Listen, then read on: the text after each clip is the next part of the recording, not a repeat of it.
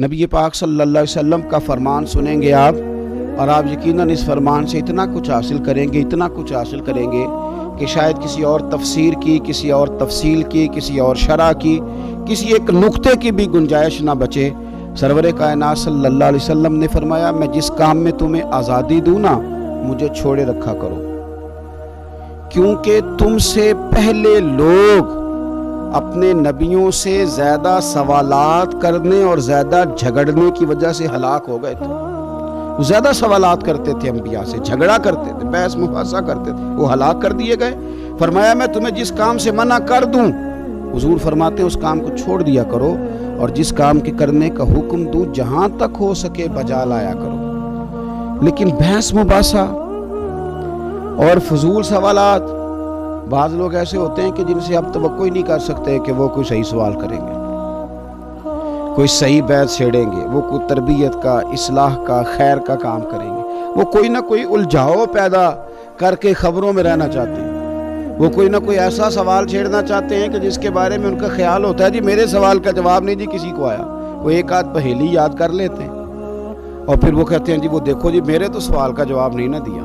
بھئی آپ کا مقصد علم حاصل کرنا تو ہے نہیں، آپ کا مقصود تو کوئی ایسی بات چھیڑنا جس سے سامنے کو نیچا دکھایا جا سکے، سامنے کو کمزور کیا جا سکے، سامنے والے شخص کے بارے میں لوگوں کے ذہنوں میں بات بٹھائی جا سکے کہ اسے میرے سوال کا جواب نہیں آیا۔ امام مالک رحمۃ اللہ علیہ بیٹھا کرتے تھے تو بہت سارے لوگ آپ سے سوالات کرتے تو ایک آدمی چپ کر کے بیٹھا رہتا۔ بڑے شوق کے ساتھ ایک دن امام مالک رحمۃ اللہ علیہ نے اس سے فرمایا، میاں تم کوئی سوال نہیں کرتے؟ کہا حضور کر لوں؟ فرمایا کر لو۔ کہنے لگا روزہ کب افطار کرنا ہے؟ فرمایا جب سورج غروب ہو جائے۔ تو کہنے لگا اگر ساری رات سورج ہی غروب نہ ہو؟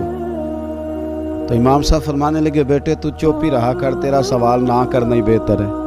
او خدا کے بندے، وہ کون سی رات ہے جو ساری رات بھی گزر جائے اور سورج غروب ہی نہ ہو؟ کہتا ہے اگر ساری رات سورج ہی غروب نہ ہو، وہ کون سی رات ہوئی جس میں رات ساری گزر گئی اور سورج ابھی غروب نہیں ہوا؟ تو یہ کیسا بے معنی اور فضول سوال تم نے چھیڑ دیا۔ نبی پاک صلی اللہ تعالی علیہ وسلم سے نا ایک دن یہ حدیث آپ کو مسلم شریف میں ملے گی، کثرت سے صحابہ نے سوالات کیے تو حضور کے چہرے پر نا ناراضگی کے آثار آئے۔ حضور زمین پہ بیٹھے تھے، منبر پہ بیٹھ گئے۔ مجھے بتائیے حضور سے زیادہ کون ہے جو لوگوں کو علم دے گا؟ اس سے بڑا خزانہ کائنات میں کہیں ہے؟ وَعَلَّمَكَ مَا لَمْ تَكُنْ تَعْلَمْ۔ لیکن کثرت سوالات اور پھر سوال پہ سوال، حضور ناراض ہو گئے، منبر پہ تشریف فرما ہوئے، فرمایا پوچھو جو پوچھنا ہے۔ تو حضرت سیدنا عبداللہ بن حذافہ رضی اللہ تعالیٰ عنہ نے عرض کی یا رسول اللہ میرا باپ کون ہے؟ فرمایا حذافہ۔ تو ایک شخص نے پھر سوال کیا، بلکہ دو لوگوں نے، یا رسول اللہ ہمارا باپ کون ہے؟ فرمایا جس کی طرف تم منسوب ہو وہی تمہارا باپ ہے۔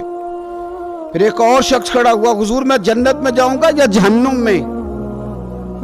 حضور نے فرمایا تیرے لیے دوزخ کا فیصلہ کیا جائے گا۔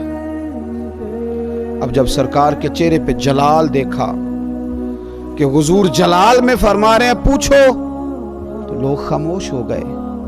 اعلیٰ حضرت فرماتے ہیں غضب سے ان کے خدا بچائے، نور باری جلال میں ہے۔ حضرت عمر فاروق رضی اللہ تعالیٰ عنہ نے کیفیت دیکھی تو اپنی یہ کوہنیاں زمین پہ رکھ دی اور ہاتھ باندھ دیے کہ رضیت باللہ ربا وبالاسلام دینا وبسیدنا ومولانا محمد نبی و رسولا۔